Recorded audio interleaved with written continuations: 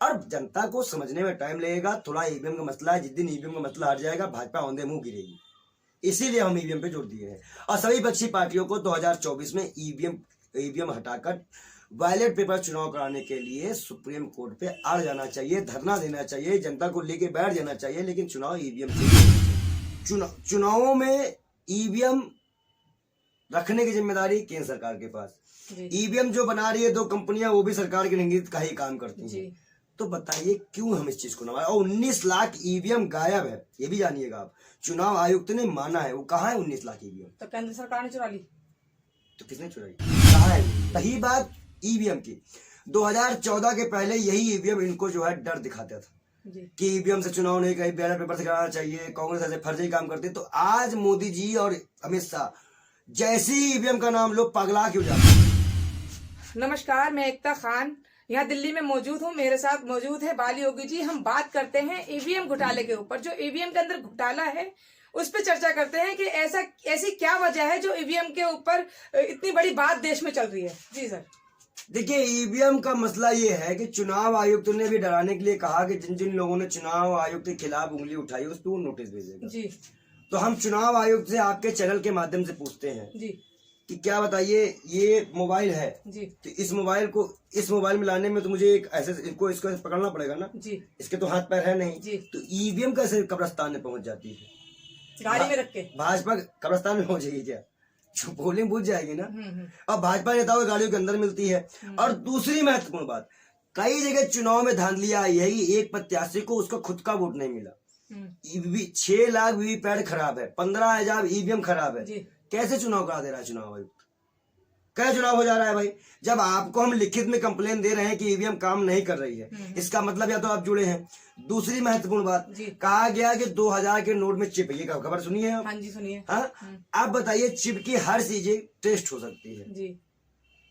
तो भाजपा ये नहीं पता लगा सकती कि उसको कितना वोट मिला है ईवीएम में? बिल्कुल लगा सकती है, तो बदल नहीं सकती है।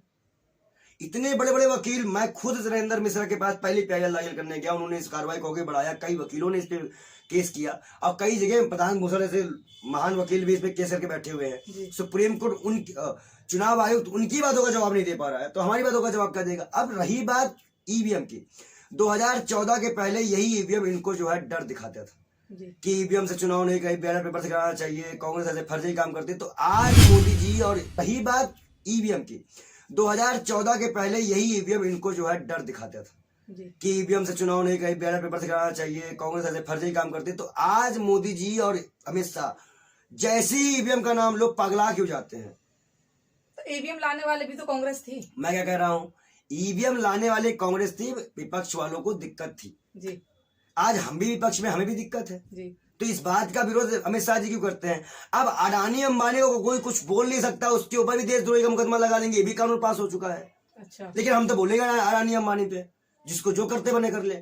हम भी देखते हैं इस देश में भगवाधारी जेल जाके दिखाए, वो भी आतंकवादी एक्ट में दिखाए, तो हमें कोई करके तो दिखाए, फिर हम दिखाते हैं हिंदुओं को किस तरह आपको चोरी टाइट की जा रही है या अब्दुल की चोरी टाइट की जा रही है। ये तो समय बताएगा आने वाले टाइम पर।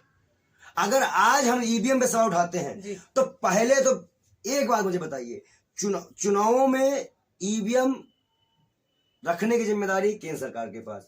ईवीएम जो बना रही है दो कंपनियां, वो भी सरकार के निगरानी का ही काम करती हैं। तो बताइए क्यों हम इस चीज को नवाए। और 19 लाख ईवीएम गायब है, ये भी जानिएगा आप। चुनाव आयुक्त ने माना है, वो कहाँ है 19 लाख ईवीएम? तो केंद्र सरकार ने चुरा ली।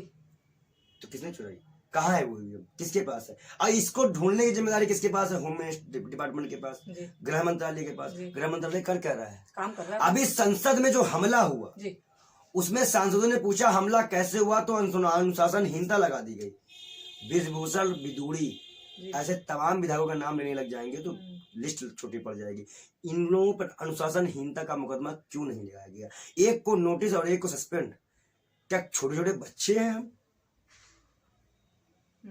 छोटे बच्चे सस्पेंड कर दिए जाएंगे? स्कूल चल रही है, क्लास है ये, कि संसद चल रही है? और आज आप संसद को हटाकर अपने मन चाहा बिल पास करवा रहे हैं। इतना बड़ा डरपोक तानाशाह है, इतना बड़ा डरपोक है ये प्रधानमंत्री कि ये विपक्ष को चाहता ही नहीं है। ये चाहता है चोरी चोरी हम अपना काम कर लें, और जो चोरी चोरी काम करता है वो कभी राम का भक्त नहीं। तो आप कहना चाहते हैं न्यू संसद जो बनी है मोदी जी के लिए बनी है स्पेशल? मैं तो कह रहा हूँ पूरी संसद को तोड़वा के कुर्सी पर उतनी बड़ी बनवा दो और मोदी जी को बैठा दो। बस, और लोग संसद में बस अकेले मोदी जी को वही चला रहे सरकार। जब आप बताइए, मीडिया उनकी दलाली करने में जुटी है। अंजना ओम कश्यप जैसे बड़े बड़े पत्रकार जो सवाल की अगर तीखी आंखें दिखा देते, वो भाजपा के प्रवक्ता बन जाते हैं चैनलों पर। हम तो कहते हैं हमें शामिल करो, हम दिखाते हैं आपको आईना। मणिपुर पे कितनी डिबेट चली इस देश में, जी बिल्कुल, नू में कितनी चली इस देश में।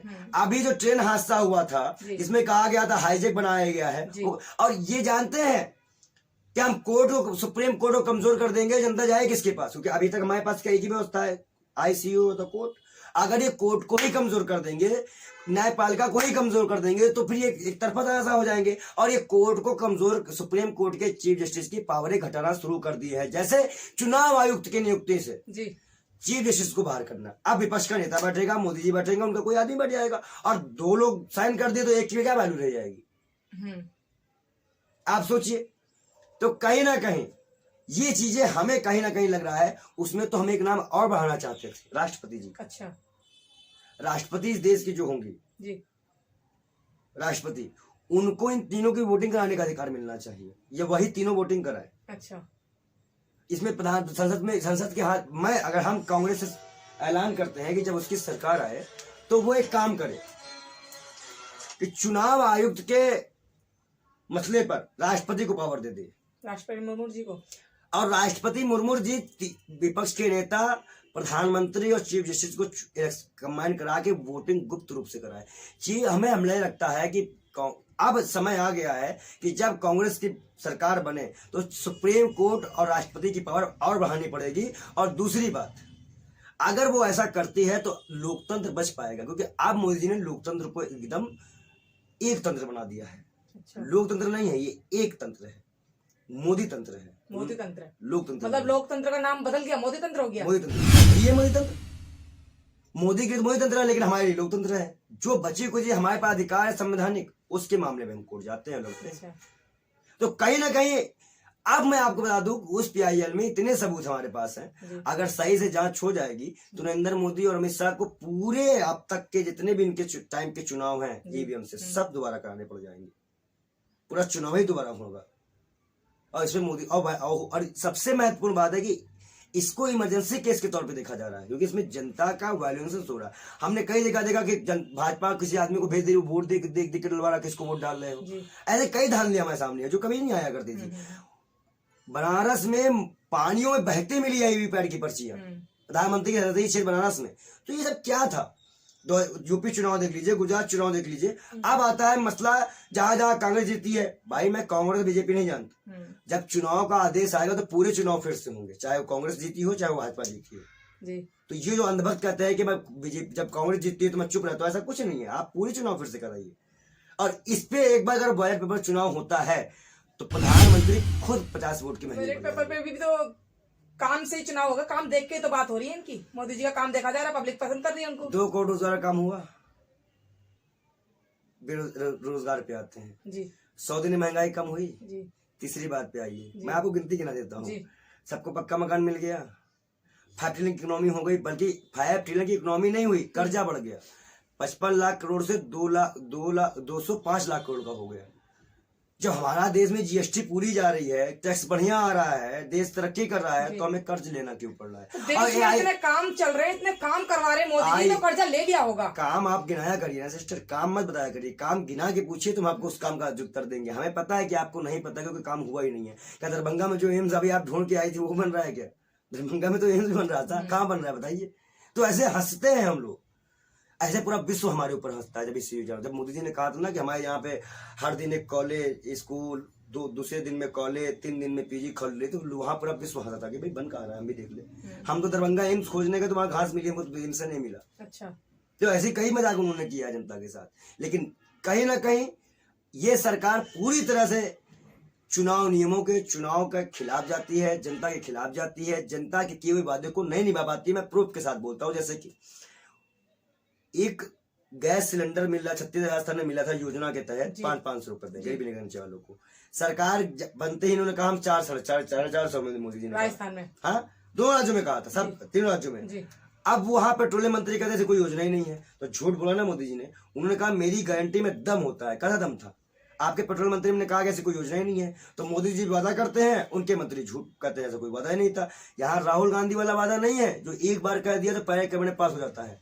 हमने जितने वादे किए पूरे किए, और जनता को समझने में टाइम लगेगा। थोड़ा ईवीएम का मसला है, जिस दिन ईवीएम का मसला हट जाएगा भाजपा औंधे मुंह गिरेगी, इसीलिए हम ईवीएम पे जोर दिए हैं। और सभी विपक्षी पार्टियों को 2024 में ईवीएम हटाकर बैलेट पेपर चुनाव कराने के लिए सुप्रीम कोर्ट पे अड़ जाना चाहिए, धरना देना चाहिए, जनता को लेके बैठ जाना चाहिए, लेकिन चुनाव ईवीएम से ही होना चाहिए। मतलब ईवीएम जिता रही है बीजेपी को, मतलब उनके काम को जनता पसंद नहीं कर रही, ईवीएम जिता रही है। इसको बैलेट पेपर से चुनाव करा के देखिए, औकात जो है जहाँ 303 है वहाँ 30 रह जाएगी। बैलेट पेपर से कराएंगे तब भी मोदी जी जीतेंगे, करा क्योंकि उनका काम है, काम बोल रहा है उनका। वो काम, फिर मैंने आपसे काम पूछा, बता नहीं पाए थे, वही मैं कह रहा हूँ, काम सब बोलेंगे, सब बैलेट पेपर आएंगे तो सब काम बोलेंगे। उसके बाद बुलडोजर की जो प्रथा ये लेके आए ना, फिर देखते हैं बुलडोजर किस पे चलेगा।